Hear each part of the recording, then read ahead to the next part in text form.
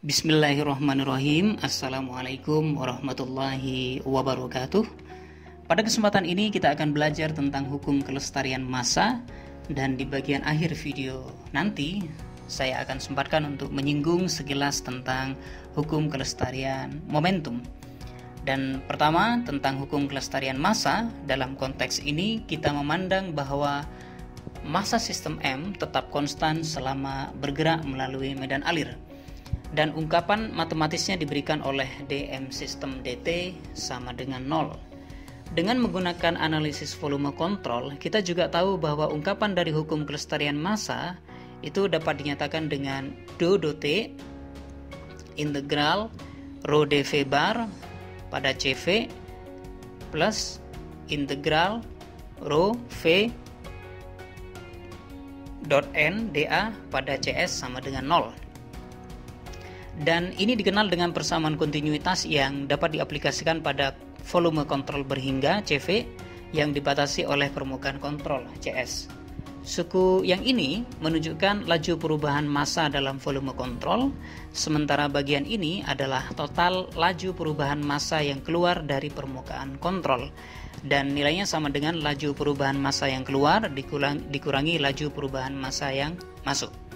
Sekarang kita akan menentukan bentuk diferensial dari persamaan kontinuitas ini. Caranya adalah dengan mengambil volume kontrol stasioner yang kecil. Untuk memudahkan analisis, ambil saja volume kontrol berbentuk kubus. Kita lihat gambarnya.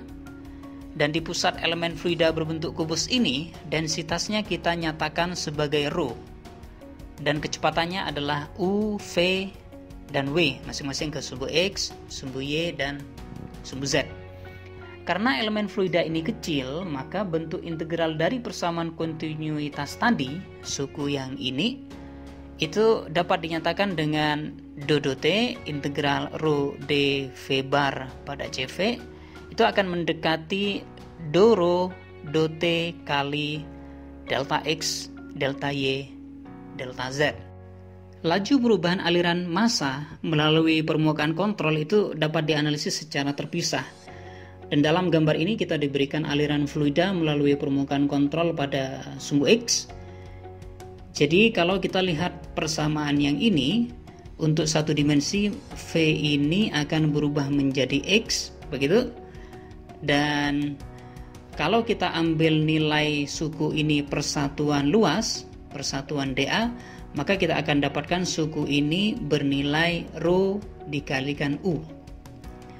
Jadi jika rho U adalah laju aliran perubahan, jika rho U adalah laju perubahan aliran fluida persatuan massa di pusat kubus, maka pada sisi kubus sebelah kanan, permukaan kontrol sebelah kanan, kita akan dapatkan rho U pada X plus delta X per 2 itu akan sama dengan rho U plus do rho U do X kali delta X per 2.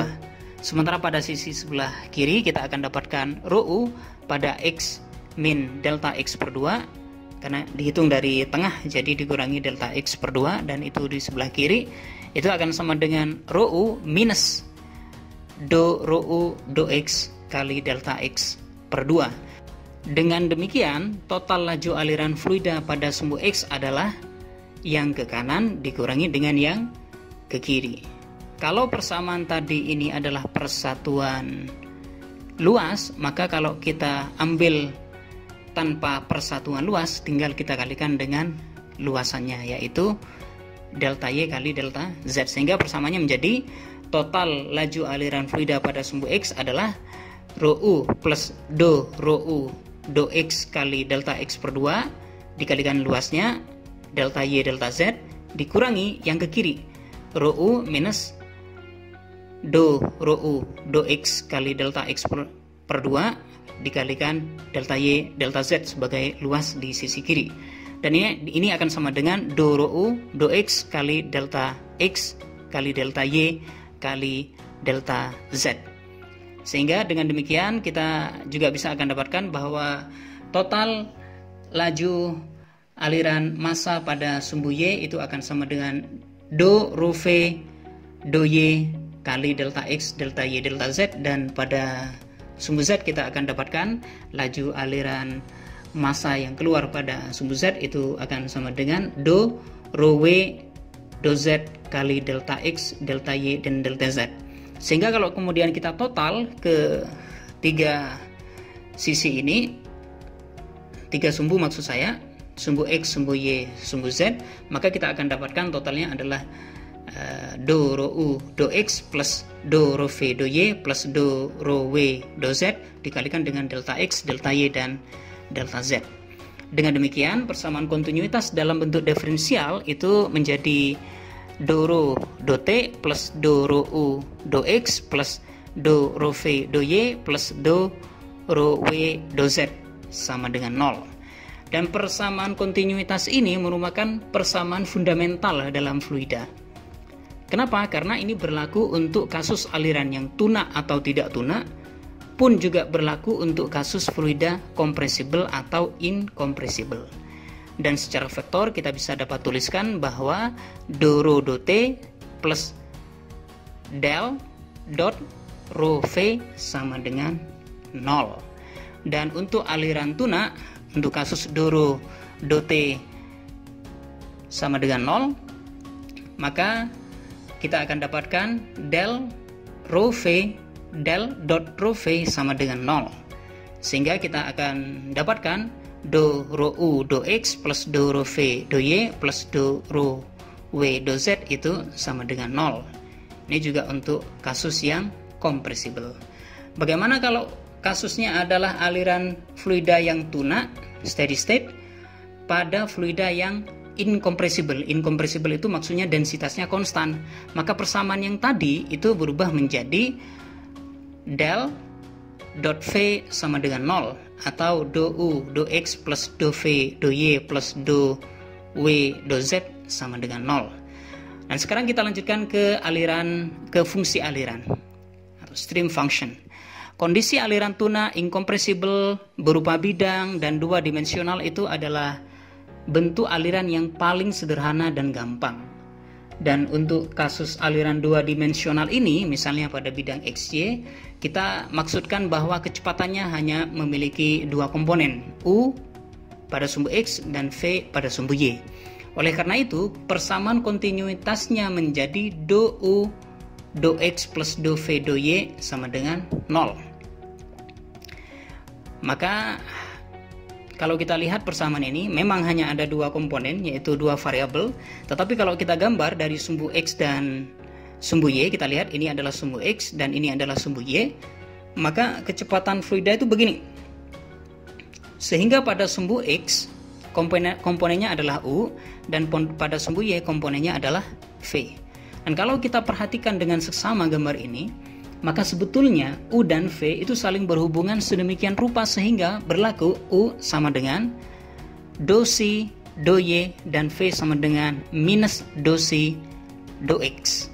Dan C di sini kita sebut sebagai fungsi aliran atau stream function.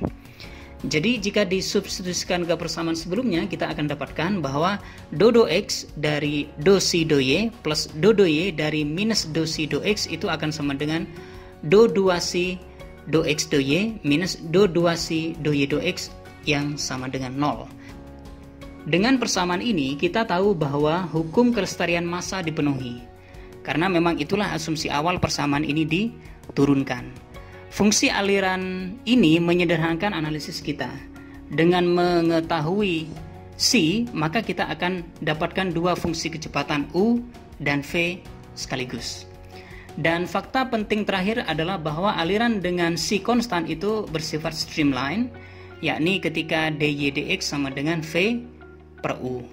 Contoh tentang bagaimana fungsi aliran ini dapat digunakan untuk menggambarkan aliran fluida, khususnya untuk kasus streamline, akan diberikan pada video yang lain. Dan sebagai tambahan, seperti yang saya janjikan di pembukaan awal video yang tadi, pada kasus yang lebih umum, baik fluida yang konstan masanya atau yang tidak konstan, kita dapat menerapkan hukum kelestarian momentum bahwa F gaya itu sama dengan dp dt dari sistem.